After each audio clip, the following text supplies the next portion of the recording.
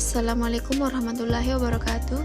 Perkenalkan, nama saya Herlina dari Prodi Pendidikan Bahasa Indonesia. Saya akan memaparkan materi tentang tindakan pidana korupsi dalam perundang-undangan. Bagian A, sejarah pemberantasan tindak pidana korupsi. Pemberantasan tindak pidana korupsi telah menjadi perhatian utama di banyak negara di seluruh dunia. Sejarah pemberantasan korupsi dilakukan oleh pemerintah, organisasi internasional, dan masyarakat sipil untuk mengatasi korupsi dan memperbaiki sistem tata kelola yang buruk. Bagian B, latar belakang lahirnya delik korupsi dalam perundang-undangan korupsi. Lahirnya delik korupsi dalam perundang-undangan korupsi bisa dikaitkan dengan upaya pemerintah dan masyarakat untuk melawan dan mencegah tindak korupsi yang merajalela.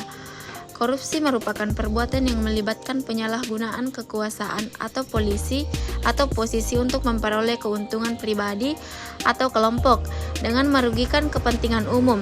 Delik korupsi dalam perundang-undangan merupakan ketentuan hukum yang dirumuskan untuk mengkriminalisasi tindak korupsi dan memberikan sanksi hukum yang tegas bagi pelakunya. Latar belakang lahirnya delik korupsi dalam perundang-undangan korupsi meliputi: yang pertama, meningkatnya kepedulian terhadap tindak korupsi; kedua, tuntutan transparansi dan akuntabilitas; yang ketiga, tekanan internasional; keempat, kegagalan penegakan hukum yang efektif. Bagian C, delik korupsi menurut Undang-Undang Nomor 31 Tahun 1999, Jo Undang-Undang Nomor 20 Tahun 2001. Berdasarkan undang-undang, kita dapat membedakan 30 perbuatan yang termasuk kategori sebagai delik korupsi. 30 perbuatan korupsi itu diatur dalam 13 pasal.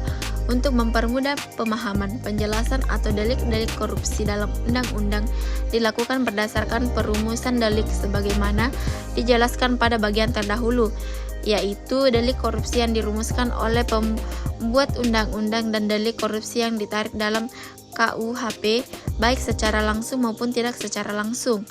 Namun tidak semua delik korupsi di dalam undang-undang yang akan dijelaskan di sini, tetapi beberapa perbuatan korupsi yang utama dan umum saja termasuk mengenai gratifikasi yang belum banyak dipahami oleh masyarakat.